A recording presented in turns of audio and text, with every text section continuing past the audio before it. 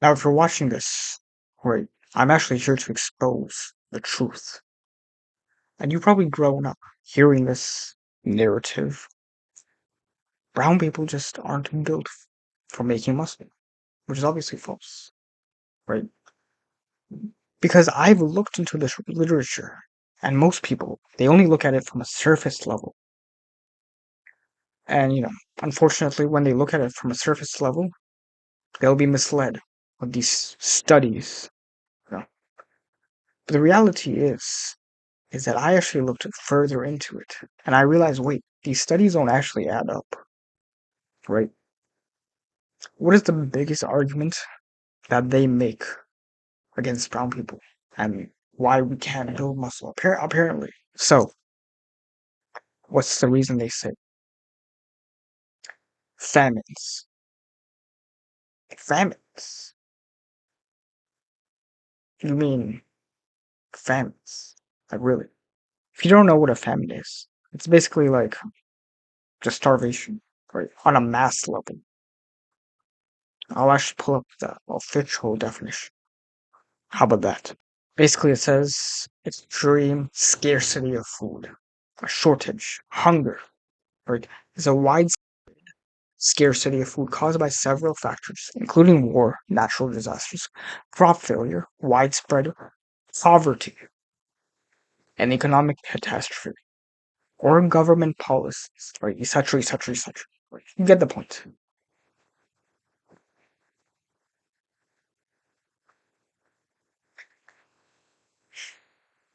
But this, you want to know why this does not add up? And why this famine argument? Even though I do agree that unfortunately, like, they say that during British colonialism, famine reduced our DNA or some shit, right? This is the argument that they say. And I don't deny, historically that, Britain did do some terrible stuff. But if we're gonna act like, famines like hit all over South Asia, affecting everyone, that's ludicrous. Now maybe it affected some populations more than others, but to pretend that it affected everyone on the same level is preposterous. And I'll tell you why, right? Africa and Europe have had more famines and more recent ones too. Yet no one says that Africans have bad genetics or that Europeans have bad genetics. So that, like, if you're a famine argument, you're saying that famines cause your genetics to lack in muscle building. Then why is it that the two so-called continents, who have had way more famines than India or South Asia as a whole, can somehow build muscle just as good or better? This whole famine equals bad genetics argument. Then by that logic, Europeans and Africans should have way worse genetics. I mean, that just destroys the whole argument right there, right? But the problem is that they won't tell you this. Or they won't tell you this. Why? Because these Western geneticists love to lie. Right? I'll even pull out the stats. The continent with the most famines is Africa, and specifically sub-Saharan Africa. And you want to know which country in Africa has the most famines? The Democratic Republic of Congo. You know, they say that the world's largest hunger crisis, fueled by over 25 years of conflict and endemic poverty. 26 million people, right, which is basically the population of Texas, if we're from the States, are severely hungry today, and over 5 million people have been displaced from their homes. And this is according to the World Food Program, USA. So, this is a legit source. And this other source, actually, a secondary source. Well, I mean, technically it's a primary source, but it's a second source that I also brought it forth. The Democratic Republic of Congo continues to be the center of the biggest hunger crisis in the world, one that's poised to affect, again, about like 25.6 million to 26 million, right? Now, they say that the reason this happens is because, conflict, climate change, and protracted economic crisis that has left 72% of the country's population living below the poverty line. And this is according to Concern Web Worldwide. This is interesting. Do they say that the Congolese, and that's how they refer to them, and that's how you're supposed to refer to them? Do they have bad genetics? I've never heard that. Right? In fact, the irony here is that these Western geneticists, I've noticed this. I don't know why they do this, but they love to slurp African genetics.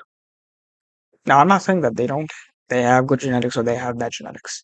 But if the whole idea is that famines equals bad genetics, then by default, Africa should have bad genetics.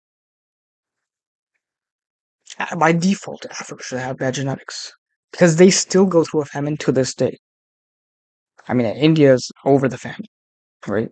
India's not under a famine. At least not like the whole country. I mean, South Asia as a whole, right? Pakistan, Bangladesh. These countries are not under famine on like a world large scale, right? Or I mean, a country large scale. There you go, right? Now we'll look into this even further. The country with the most malnutrition. This is according to the Global Hunger Index 2023, which was adopted by the International Food Policy Research Institute. Right? What do they say? They say that Central African Republic was the most affected by hunger and malnutrition, with an index of 42.3. Now, what does that mean? Who knows? Who knows what that means? It's probably their stat for measuring it. I don't know. Madagascar followed with an index of 41. Again, another country that's part of Africa, right? And this is according to Statistia, right? Which is where you can get a bunch of stats on different things. It's a interesting website, right? Now, when was the last famine that occurred? Major famine. The last major famine, right? It occurred actually in Africa, right? And it was actually between 2011 and 2012 in the Horn of Africa.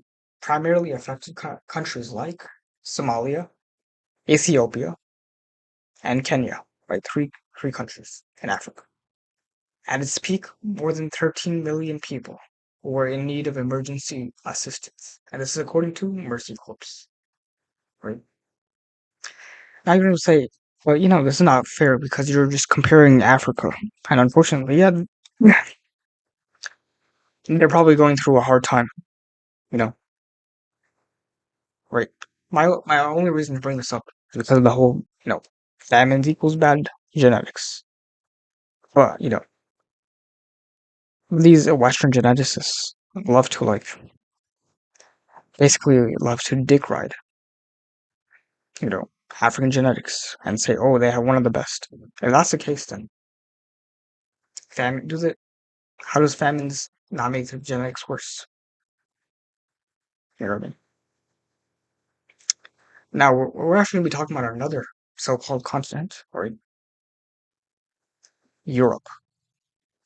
Now Europe has actually had a very large history of famines, right? All the way we can trace it back to all the way till 1601, right? It extended out for a year, 1602. Another famine, right? There's multiple. It had so many famines, right?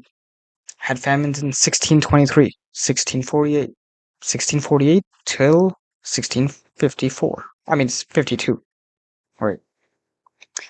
Another famine I had 1661 to 1662, right? And another famine 1693 to 1695, and 1697 till 1699.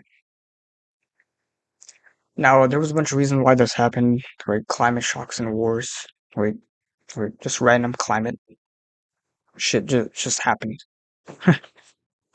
right? The worst famines were probably one of the 1960s that represented the last major, almost pan-continental famine mortality crisis in Europe. Right? During the 15th century till the 18th century, famines in Europe became more frequent due to the Little Ice Age. Right? That's what they say. Right?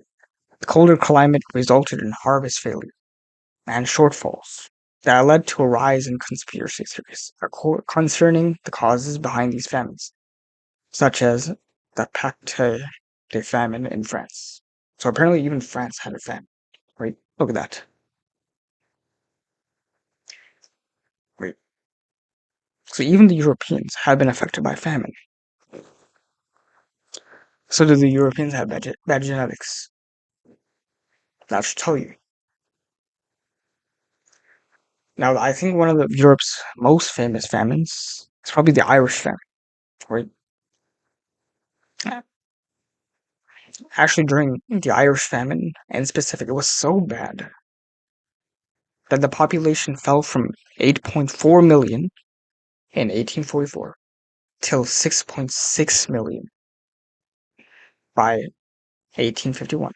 So about, you know, give or take 1 to 2 million people, right, probably died in that famine. More eventually, they obviously had to like emigrate, right? They say that the Great Famine was caused by a failure of potato crops, which many relied upon for most of their nutrition. They also say that a disease called late blight destroyed the leaves and edible roots of the potato plant in successive years, from 1845 till 1849. And this is according to Britannia, right? A European source right there. Right? So even the Irish, I don't think anyone really says Irish people have bad genetics. And they went through some of the worst famines in Europe. But you're gonna say, even though I brought these examples, I'm gonna say, oh, but blue rings, these are like old examples. Fair enough. Fair enough. That's why I'll bring a more recent example.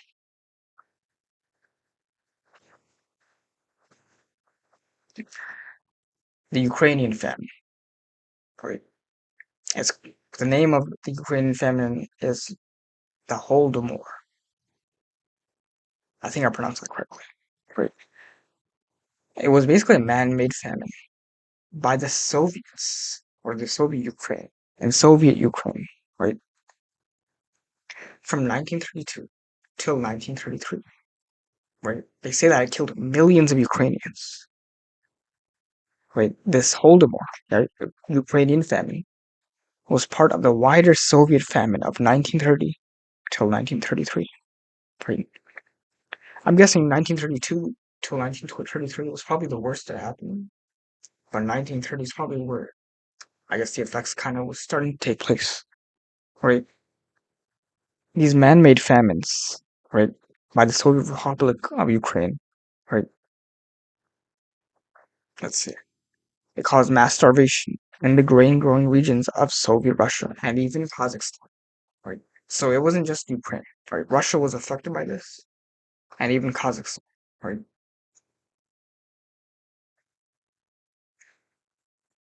In 1932 and 1933, millions of Ukrainians were killed in the Holodomor, a man-made famine engineered by the Soviet government of Joseph Stalin. Here you go. This is a far more recent one, right? I mean, this was the 1930s, so it's not that far away. If I'm not mistaken, it's actually a lot more recent than what happened, under British colonialism.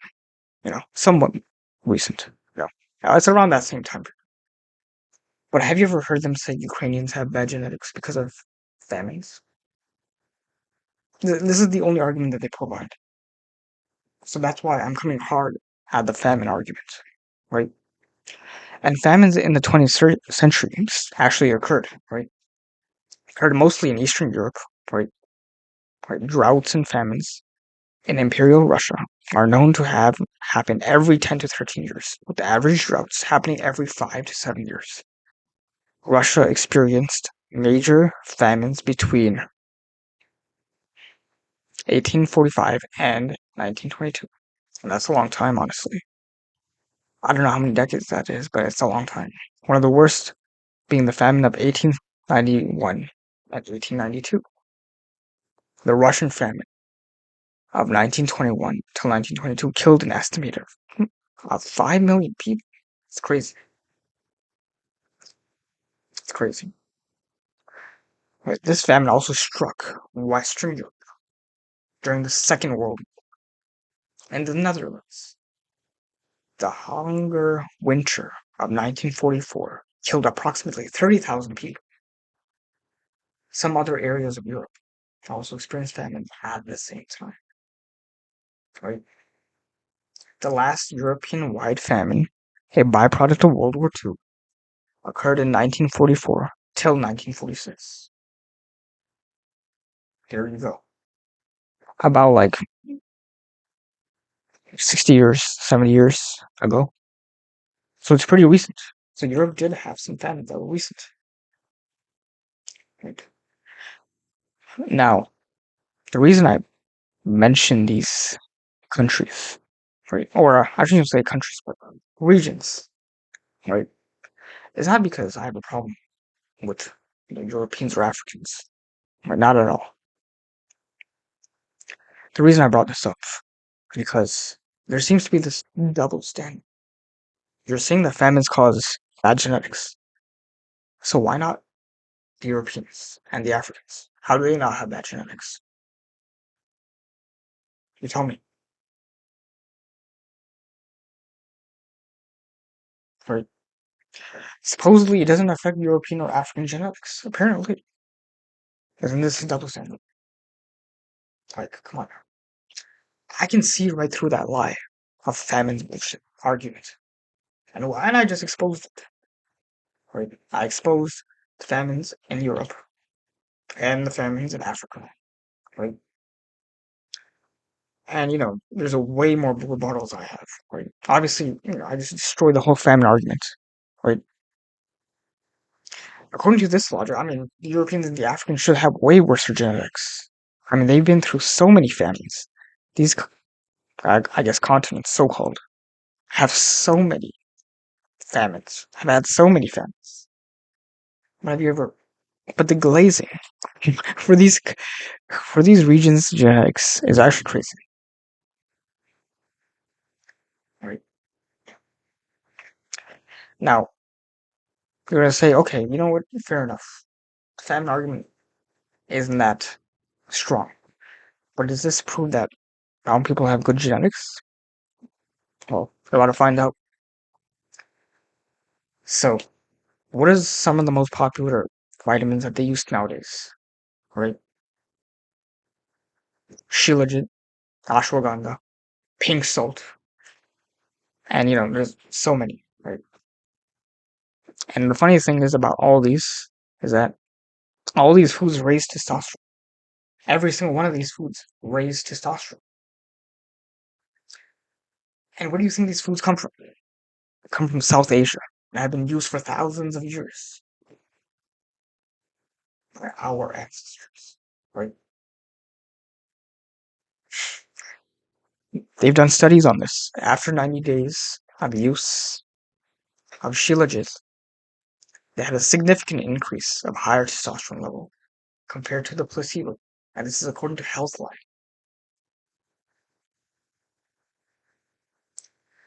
Most recently, right, they did an 8-week study in 2022, right, with 300 milligrams of ashwagandha twice daily to adult males. Funny enough, I actually just finished drinking protein shakes that had ashwagandha in it and maca root, a bunch of stuff, right? The men who received ashwagandha had increased testosterone levels and experienced improved sexual functions. Again, this is from Healthline. You see how bullshit these anti brown genetic bullshit is. I mean I just pretty much destroyed it. Like Who do you think used ashwagandha the most? Of course, the country where it originates from. One study found that eating, 2 teaspoons of pink salt every day could improve testosterone levels, especially in overweight people with a low testosterone levels. Pink salt also has anti-inflammatory properties and may help reduce symptoms of asthma. Right? And this is according to the Wellness Center. Right? And this is just a portion of some of the foods. There's probably stuff in Ayurvedic medicine that I am probably not even going to touch upon. Right? I mean, ashwagandha is part of that. Shilajit is part of that. But you get my point. There's a lot more. Right? Hidden gems out there.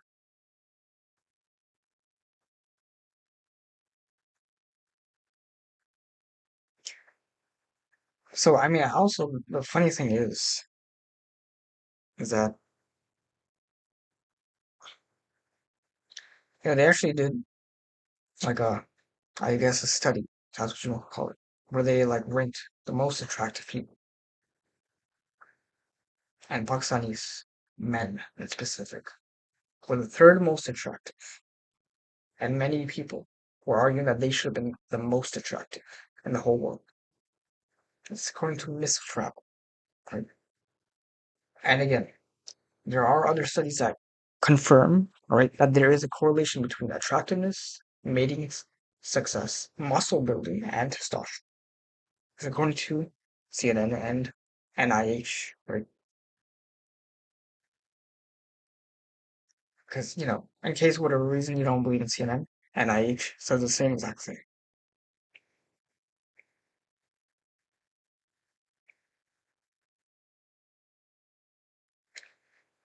Now, you're gonna say, I mean, fair enough, okay, you made some valid points. But why would they lie to us about our genetic potential? Great question. Well, I guess it's the same reason they would lie to women, you know, to make them feel insecure, right? They would do the same to us. Because insecurity equals money. I mean, if you feel insecure, all right, about your clothes, they'll market that. They'll say, okay, you should buy these clothes. You'll look better. You're insecure about your looks. Oh, you should try this product. You know, right. And if we're going to be honest here, I mean, this is also confirmed by other studies. Brown people are some of the most successful demographics in terms of like, I'm just talking about pure money, right? Right. I think Indians are actually number one, and Pakistanis are, I believe, number five or number six, right? And I'm sure Bengalis are on that list too. I don't remember where exactly, but yeah. So, who do you think they're gonna have the ability to make more money from? Brown people, right?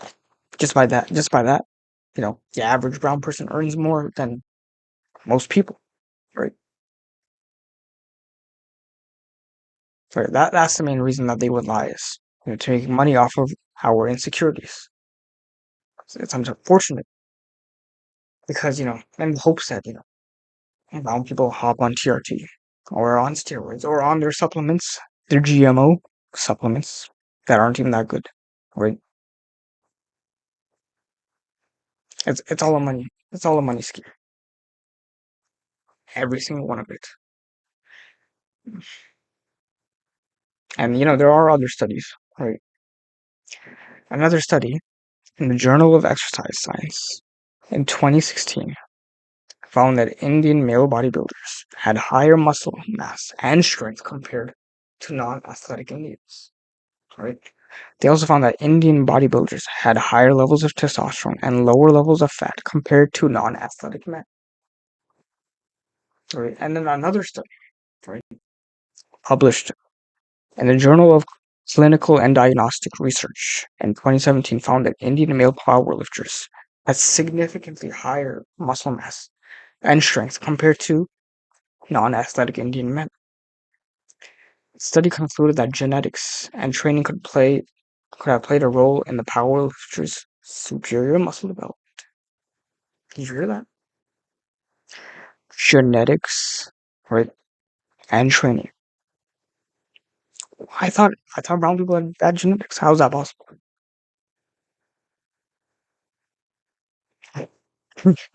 It's like it's fucking science to be, you know, contradicting themselves. Okay. And I mean, there's also another study. Actually, let me pull it up real quick.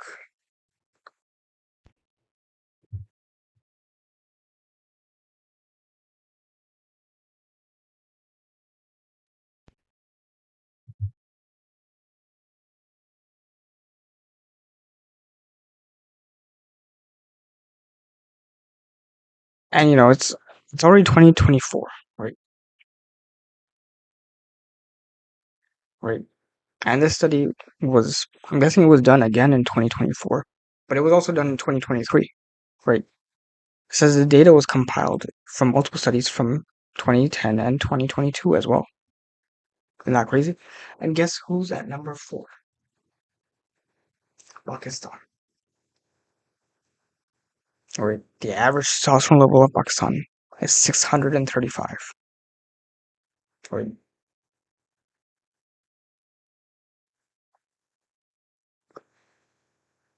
But wait, I thought we had bad genetics and low testosterone.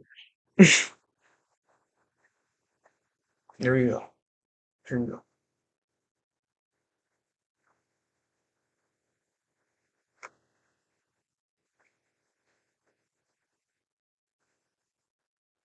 And look at this. The United States is pretty low at like 420. And it's probably because of all the GMO chemicals in there. Right. And think about that. Wait a minute. Isn't that what most of these scientists are probably eating? Ironically. Who probably have lower testosterone than the brown people that they're describing.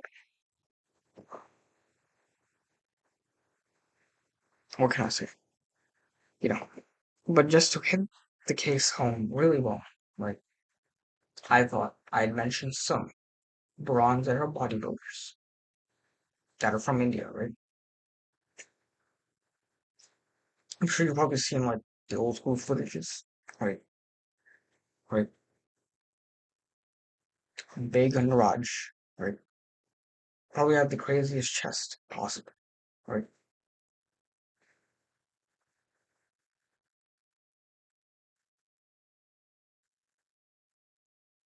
Isn't that crazy? And not even just him, right? It's many others, right? You can look up at their names, right? I'll just list them quickly.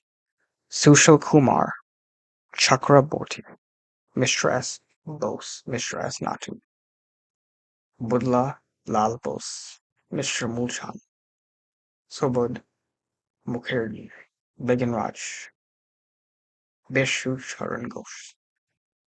And there's actually an old school Indian bodybuilding book, right? If you want to check out the material, muscle control and barbell exercise by Gupta and Josh, right? And Gupta himself was actually pretty jacked himself, right? Now, there are these other studies that I just actually looked at. I completely forgot that I had these, right? Right. So a study conducted in Journal of Sports Science in 2013 found that Indian wrestlers had a higher muscle mass and strength compared to non-athletic men. The study concluded that years of intensive training and genetic factors could have contributed to the wrestler's superior muscle development. And if you look at it like historically, India has kind of like been a place for wrestling, right? Call it Balwani, Kushti, right? That's what it's usually referred to. That style of wrestling. I've done it before. It's not as easy as it looks. Another study published in the Journal of Exercise Science and Fitness in 2016 found that Indian male bodybuilders had higher muscle mass and strength compared to non-athletic Indian men. The study also found that Indian bodybuilders had higher levels of testosterone and lower levels of body fat compared to non-athletic men. Again, I thought we had bad genetics. Isn't that crazy? All these studies from 2013, 2016, 2017, proving that, you know, all the other bullshit that they said about famines is simply not true. The famine argument just does not add up. Right. And this other study, right? I think it's the last study that I have, right? A study published in the Journal of Clinical and Diagnostic. Or no, I actually said this one. Yeah, never mind. Yeah, yeah, yeah. You see the point, though, right? Again, my point was not to bring up Europe and Africa, right? And be like, oh yeah, like famines, right? The only reason I brought them up is because this was the main argument that they had against brown people having bad genetics, supposedly, right? But I'm like, wait, these other regions in the world had way more bad genetics. I mean, bad famines, way worse, right? Well, arguable, right? Point is, they had a longer history of it too, right? So this should show you that these studies that they publish about, brown people having bad genetics and all that, simply not true. If we're gonna be honest here, but I want you guys, right? If you're brown, you're watching this, right? And even if you're not brown, right? If you're watching this, I don't want you to get the idea that, oh, I have bad genetics, so therefore I should just not even work out. And it's gonna be a waste of time. That's not true. At the end of the day, regardless if you have good genetics or bad genetics, you should be working out, improving your life, being healthy. And most people don't even know if they have good genetics or bad genetics. It's, you're only gonna find that out after years of training and exercise. That's like the only way. Some of you will put on muscle mass better, right? I'm not ignoring genetics completely, right? But I am exposing the bullshit argument that they keep using for some reason. Famines, famines, famines. Every fucking video is talking about famines. Ever. Like, they don't bring up anything new. They just say famines. Right? And now, actually, I just remembered. Sometimes I will hear that people will say Indian food, or Desi food, like Pakistani food, whatever. Right? They'll say, oh, it has a lot of oil. I mean, it depends on what kind of oil you're using. Right? If it's olive oil, that's fine. Coconut oil, right? That's fine. Avocado oil, that's fine. Beef tallow, hopefully it's zabiya halal. It's fine. Ghee, actually, ghee is actually really good, right? Again, actually, the funny thing is, if the ghee, right, which is basically just butter, raw butter, right, sourced properly, it's actually a testosterone booster, right? And the funny thing is, I swear, like nowadays, it's like ghee has become a trend, right? Like, what's his name? I think Paul Saladino, or whatever, right? Animal-based diet guy, carnivore diet guy, right? He talks about ghee and its benefits, right? Raw milk again. So who do you think's been drinking raw milk all this time? And who probably still drinks it, right? One of my theories why Pakistan has probably a higher testosterone level than most places is because if you watch my milk video, I talk about how sheep milk has the most protein, right? And they probably drink a whole lot of sheep milk in Pakistan, right? That's what I've heard. Yeah, sheep milk is kind of popular there and like Afghanistan. That's what I've heard. So that's probably why their testosterone levels are higher than like, I mean, it's fourth highest. I should tell you, they're doing something right, But if you know anyone that's brown, right, or even isn't brown, and they're kind of discouraged, right, they think that they can't build muscle, send them this video, right? Because unfortunately, this lie of famines and bad genetics and all this bullshit, unfortunately, affects the youth mind too much, the brown youth, right? Send this to them, right? Open their mind so that they can see the truth. But until next time, you guys should subscribe so that you can watch my next video. But until next time. Peace.